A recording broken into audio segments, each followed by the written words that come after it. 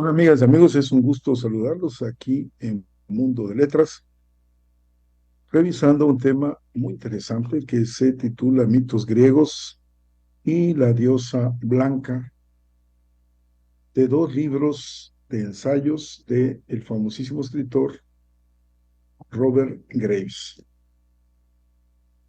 Y este escritor inglés que nos va a llevar por ese camino de la mitología griega y dentro de esto también en un camino de lo que fue la poesía, con ese lenguaje impresionante de esta bella arte de la literatura, que nos va a ofrecer a nosotros cuando querramos saber más de los mitos y la importancia de los mitos, para que podamos conocer más de las culturas antiguas.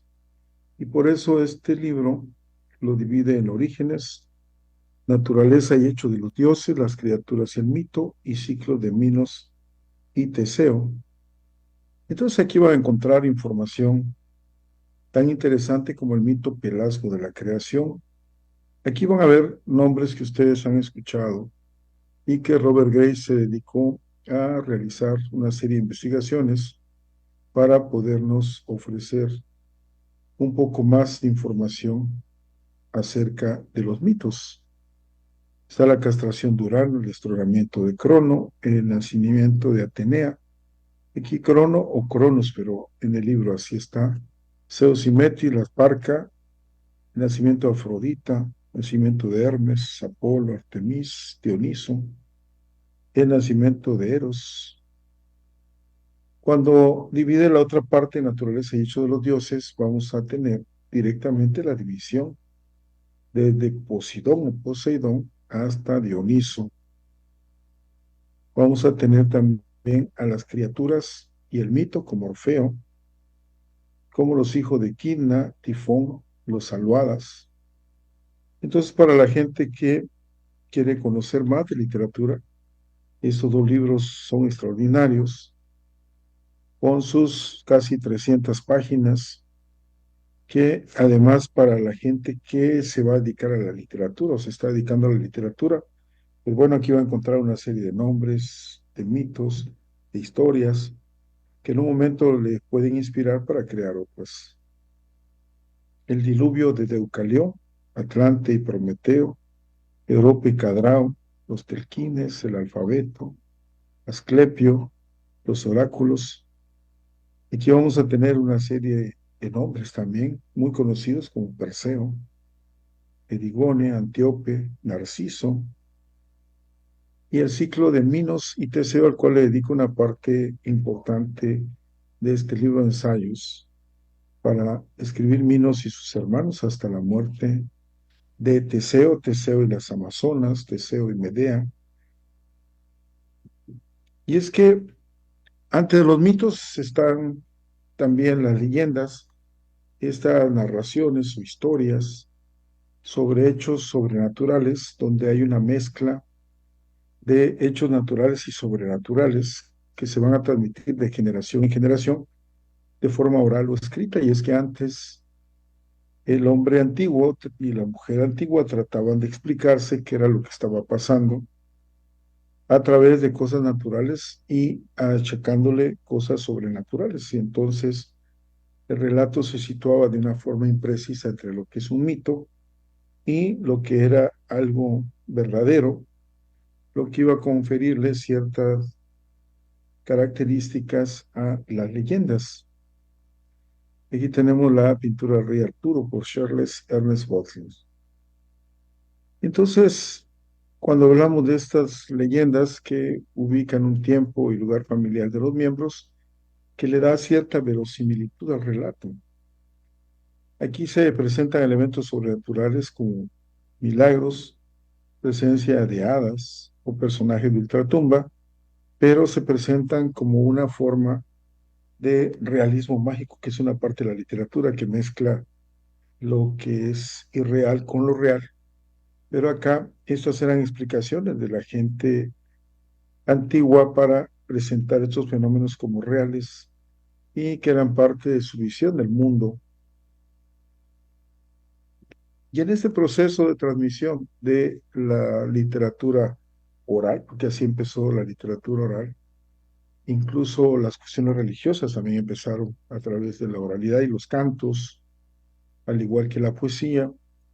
Las leyendas experimentan a menudo cosas que se agregan o se quitan y que le van dando origen a un mundo lleno de variantes, donde se cristalizan las leyendas paganas o se adaptan hacia los niños cuando el cambio de los tiempos reduce las antiguas cosmovisiones. Y hablando de los mitos, que es el libro de Robert Grace, los mitos griegos, también tiene, este tiene tomo uno, tomo dos, también tiene los mitos hebreos.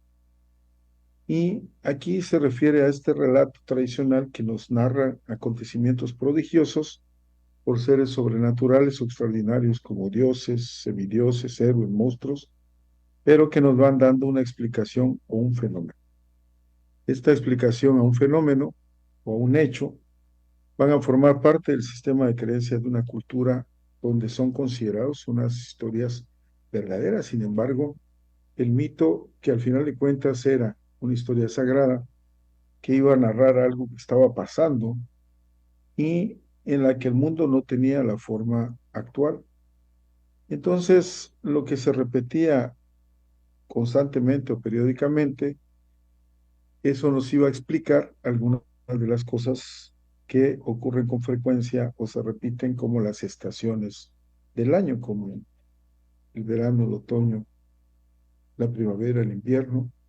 Y esto lo iban a explicar a través de los mitos, pero también podían abordar no solamente lo que iba a pasar, sino lo que ya había pasado. Y entonces Robert Grace nos hace una mención para que nos expliquemos qué era lo que los mitos nos estaba ayudando, porque los mitos tienen tres funciones esenciales que son, nos explican algo, son de significado y son pragmáticos. Y es que los mitos explican, desarrollan el origen, la razón de ser y algo que está pasando en la vida social o individual.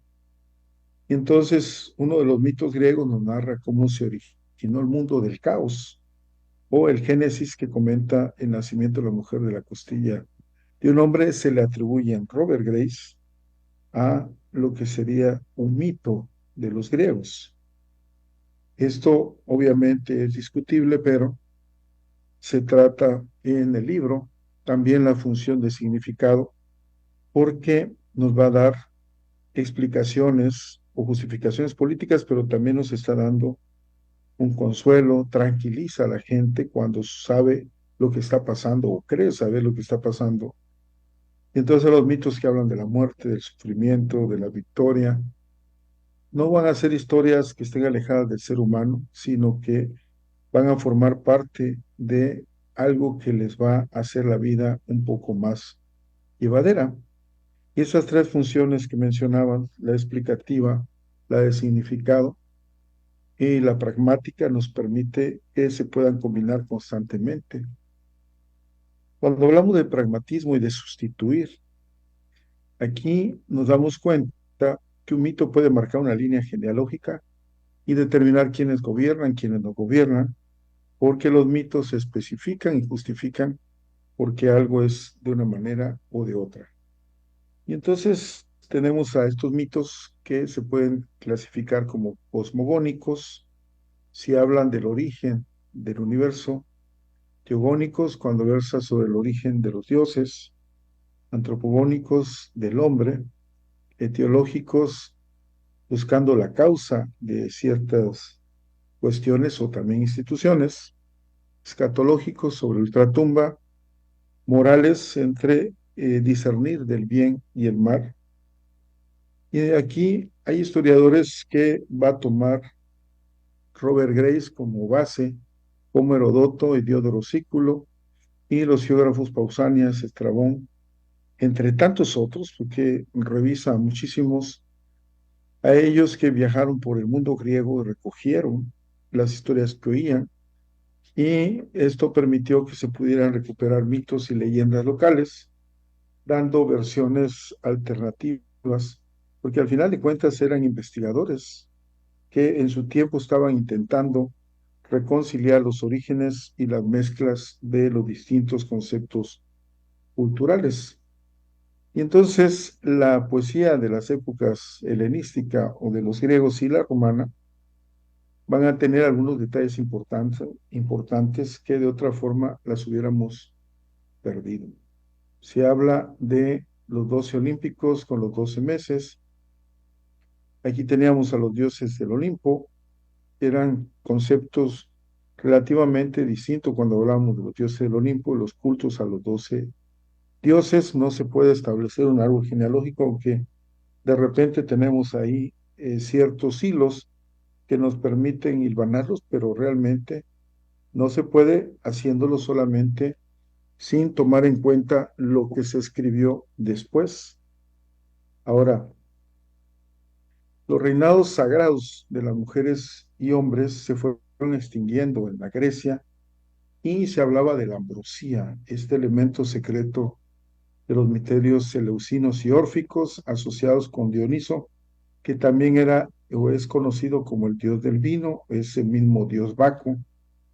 Y entonces, desde aquellos tiempos tenían visiones inolvidables y se prometía la inmortalidad. Esto lo va desmenuzando Robert Grace, que a los vencedores de las Olimpiadas, cuando la victoria ya no les daba esa dignidad de rey sagrado, le daban una mezcla de ambrosía, que era una receta que iba a saber a menta y que les permitía tener visiones, visiones como pasaba con María Sabina en México, donde menciona Robert Grace que él estuvo, que él había probado esos hongos y que había visto visiones trascendentales. Y entonces va encontrando una relación entre Europa y América y nos va mostrando cómo Tlaloc fue engendrado por el rayo y lo mismo fue Dioniso y él encuentra este parecido y también cómo es importante la figura del hongo, tanto para los europeos antiguos y para los americanos, que proverbialmente era el alimento de los dioses, y esto pensaba que era por esas visiones que podían dar los hongos. Claro, llevaba una corona de serpientes y Dioniso también tenía una corona de serpientes. Claro, tenía un refugio bajo el agua y también lo tenía Dionisio. Y esa costumbre que tenían las Ménades de arrancar la cabeza de sus víctimas era más bien una símil de arrancar la cabeza de los hongos sagrados. También Perseo, un rey sagrado de Argos, se convirtió al culto de Dioniso y dio a Micenas ese nombre por un hongo que encontró en aquel lugar y que al arrancarlo descubre una corriente de agua. Entonces, Robert Grace nos va ubicando en esto, nos muestra que el emblema de Tlaloc, que era un sapo igual que el de Argos, y de la boca del sapo de Tlaloc, en el fresco de Tepentitla, brota una corriente de agua. Entonces se pregunta en qué época estuvieron en contacto la cultura europea y la cultura de América Central. Y él nos deja esa recomendación de hacer una mayor investigación porque esto nos permitiría tener todavía una mayor claridad porque él no además nos deja la información ahí, también nos hablaba acerca de que en la Edad Media la Iglesia Católica llevó a Inglaterra el cuerpo de la historia sagrada y un sistema universitario continental basado en los clásicos griegos y latinos, y esto no solamente lo hizo en Inglaterra, sino lo hizo en Europa. Las leyendas autóctonas del rey Arturo, Guy de Warwick, Robin Hood, la bruja azul, el Leicester y el rey Lear eran consideradas adecuadas para la gente pobre, la gente humilde. Sin embargo, después, en la época de los Tudor, el clero y las clases cultas hablaban de los mitos de los poetas como Ovidio, como Virgilio, y en los resúmenes de las escuelas de enseñanza elemental sobre la guerra de Troya, es decir, las obras de Homero, la Ilíada, la Odisea, las obras de Hesiodo, y también tenemos a la Eneida de Virgilio, entre otras obras que entre la gente culta se aprendían. Y entonces, por eso menciona esa influencia que tuvo la literatura, eh, la mitología griega en la literatura inglesa. Sin embargo, hacía la mención de que en la fecha que él escribe, por ahí de 1960, se había perdido esta parte de la mitología griega y de leer a los clásicos en las escuelas y las universidades. Y eso en este 2024, por supuesto que es mucho más evidente que ya no se espera que una persona culta sepa algo de un mito griego. Y entonces el conocimiento actual de estos mitos ya no se está revisando.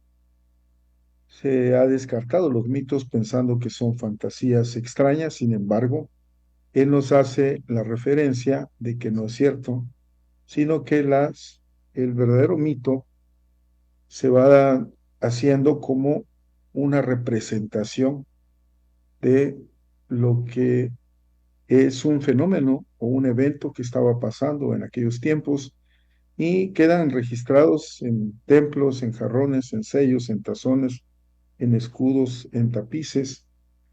Debemos distinguir al mito de la alegoría filosófica, de la explicación etológica de los mitos y la sátira o la parodia. Entonces, tenemos que decir que no es tal cual como están los mitos, sino tenemos que más bien ver qué es lo que nos estaban explicando o qué es lo que estaba pasando en ese tiempo, para que sepamos que no era una fábula sentimental nada más, el relato de Narciso y Eco, la aventura de Arión, un romance juglar como la fábula de Céfalo y Procris, ni una propaganda política como la federalización del Ática por Teseo. Así que un estudio de los mitos griegos debería comenzar por algo de la historia y de analizar los sistemas políticos y religiosos que había en Europa antes de que llegaran los invasores arios procedentes de la parte de la India. Y esto nos va a permitir entender por qué la Europa antigua no tenía diosas. A la gran diosa se le consideraba inmortal, era la diosa Blanca, que tenía amantes, pero los hombres la temían, la adoraban, la obedecían, era un matriarcado. El lugar que ella cuidaba era una cueva, una choza, que era su más primitivo centro social, y la maternidad era su principal misterio.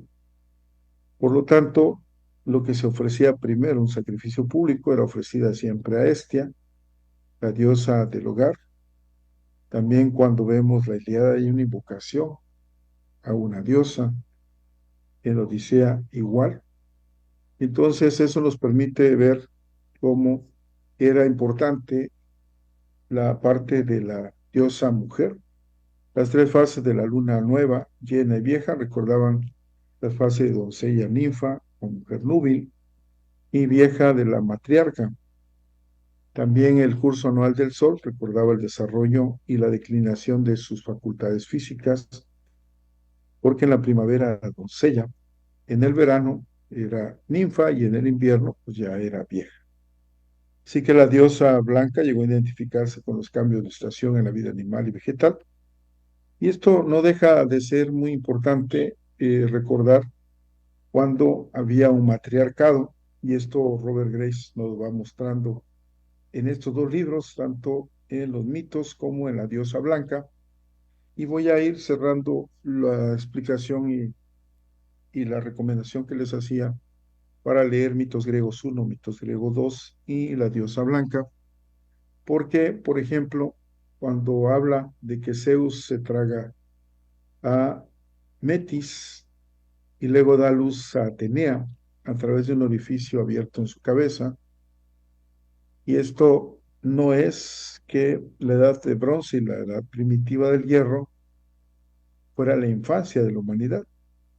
Si Zeus se traga a Metis y luego da luz a Atenea a través de un orificio abierto, no es una fantasía lo que nos está mostrando, más bien Aparte que es algo extraordinario cómo tienen esa imaginación y luego esa calidad literaria para explicarnos a través de estas imágenes que nos están mostrando. Zeus se tragara a Metis, por ejemplo, luego diera luz a Atenea a través de un orificio abierto en su cabeza.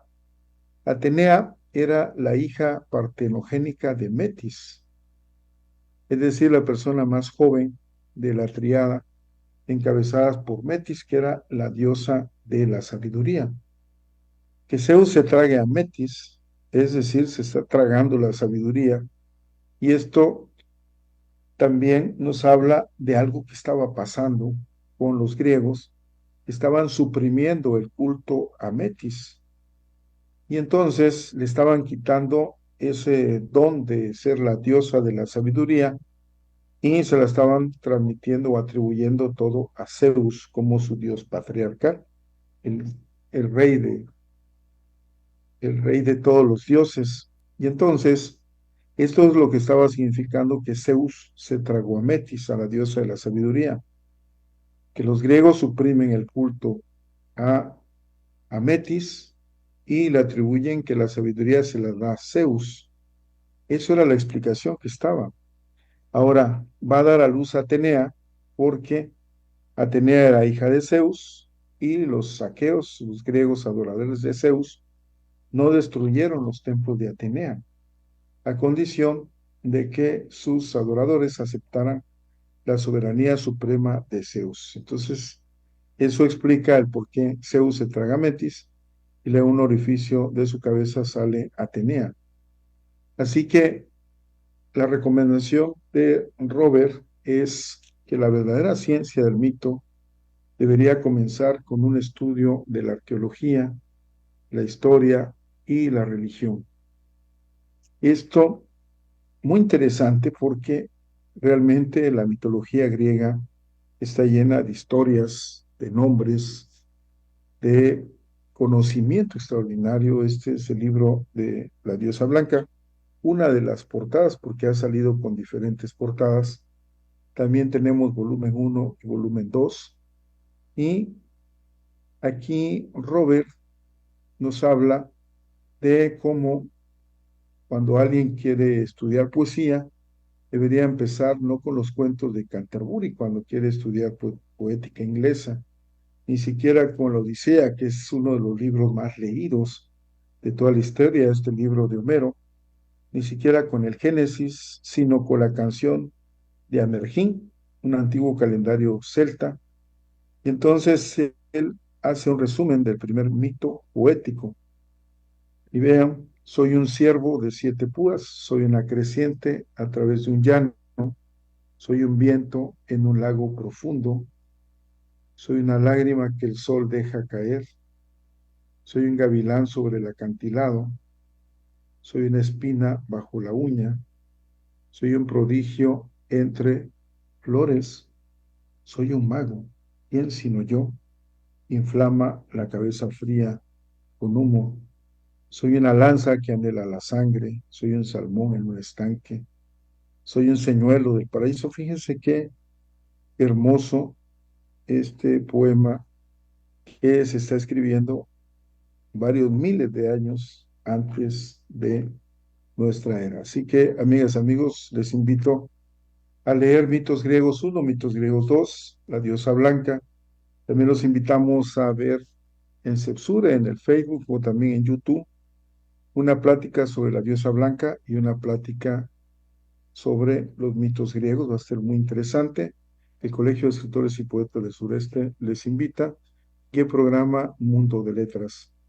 También esperamos que estén bien informados con los noticieros de la mañana y de la tarde que tiene Ultimátum MX y a que sigan los programas que tenemos los lunes, Línea Médica, los miércoles, Guerrero de la Paz.